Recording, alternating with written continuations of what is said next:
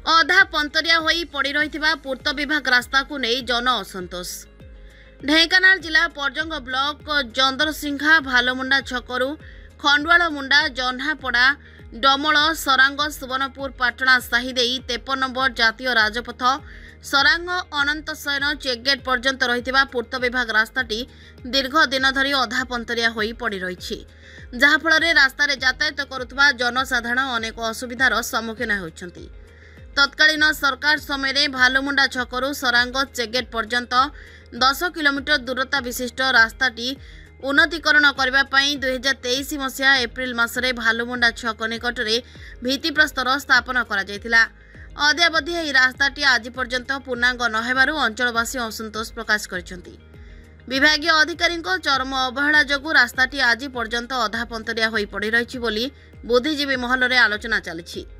ଏହି ରାସ୍ତାରେ ଅଧିକାଂଶ ଦିନମାନଙ୍କରେ ଯାତାୟାତ କରୁଥିବା ଯାତ୍ରୀମାନେ ଦୁର୍ଘଟଣାର ଶିକାର ହେଉଛନ୍ତି। ରାସ୍ତାରେ ବଡ଼ ବଡ଼ ଖାଲ ସୃଷ୍ଟି ହୋଇଥିବା ବେଳେ ବର୍ଷା ହେଲେ କୃତ୍ରିମ ପାଣି ଜମି ରହିବା ଦ୍ୱାରା ପଥଚାରୀ ଅନେକ ଅସୁବିଧାର ସମ୍ମୁଖୀନ ହେଉଛନ୍ତି। ସରାଙ୍ଗ ସୁବର୍ଣ୍ଣପୁର ପାଟଣା ସାହି ମଝିରେ ରାସ୍ତାଟି ଯାଇଥିବା ବେଳେ ଠିକ୍ ମଝି ରାସ୍ତାରେ ବଡ଼ ଖାଲ ସୃଷ୍ଟି ହୋଇଛି, ଯାହାଫଳରେ ବର୍ଷା ହେଲେ କୃତ୍ରିମ ପାଣି ଜମି ରହି ପୋଖରୀ ସଦୃଶ ଦେଖିବାକୁ ମିଳିଛି। ଏହାଦ୍ୱାରା ସାହିର ଲୋକମାନେ ଅନେକ ଅସୁବିଧା ମଧ୍ୟରେ ଚଳପ୍ରଚଳ କରିଥିବା ବେଳେ अन्य पथचारी अनेक समस्या मध्य यातायात करथिबा दृश्य देखिबाकू मिलिछि। अधा पंतरिया अवस्था पड़ी रही रास्ता को तुरंत पूर्णांग करने को अंचलवासी विभागीय अधिकारी दृष्टि आकर्षण करिसेंति।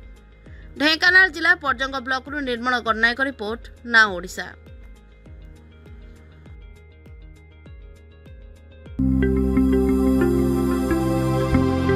लेटेस्ट न्यूज अपडेट पाई www.nowodisha.com को लॉगिन करंतु।